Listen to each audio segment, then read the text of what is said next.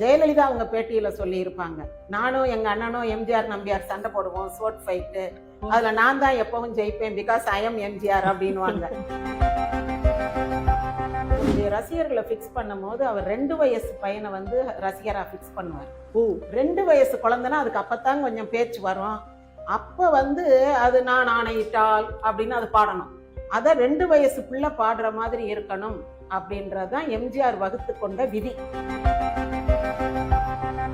சினிமாவுக்கு அப்பால்பட்டு அவரை பற்றி என்ன ஒரு விஷயம் தெரிஞ்சதுன்னா, ஒரு கஷ்டம்னா ஒரு தீ விபத்து நடக்குதுன்னா அந்த இடத்துல எம்ஜிஆருடைய ரசிகர்கள் இருப்பாங்க. எம்ஜிஆர் இருப்பாரான்றது அடுத்தது.